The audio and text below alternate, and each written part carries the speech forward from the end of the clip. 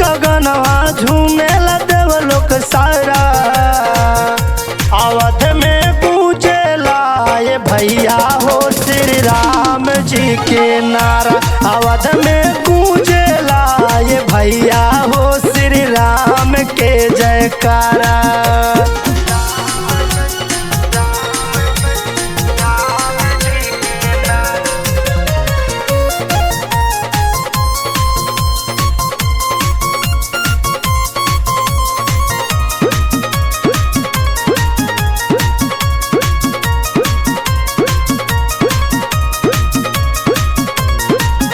सबके मुराद मन के पूरा हो गइल बा। लोगवा के हो त्याग सब सफल हो गइल बा। सबके मुराद मन के पूरा हो गइल बा। लोगवा के हो त्याग सब सफल हो गइल बा।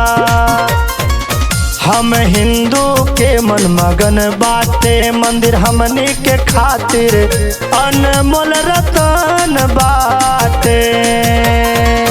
एक साथ सभे लगावे श्री राम जी के नारा।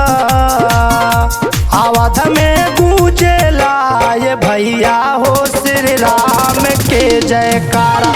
अवध में गूंजेला ये भैया हो श्री राम के जयकारा।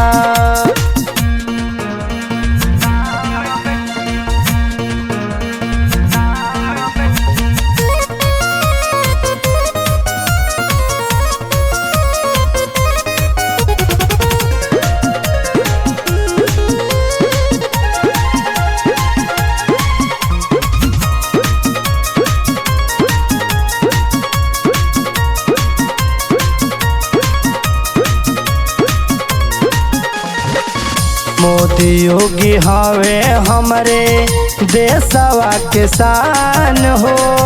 हर्षित बाटे मान ऐसन कैले बाटे काम हो। मोदी योगी हवे हमरे देशवा के शान हो। हर्षित बाटे मान ऐसन कैले बाटे काम हो। संजय चंदन गावेले गीतिया हो। राज शंकर करेले राम से प्रीतिया हो। खुशी के लहर उठल हो बाटे झूमेला लोगवा सारा। अवध में गूंजेला ये भैया हो श्री राम के जयकारा। अवध में गूंजेला ये भैया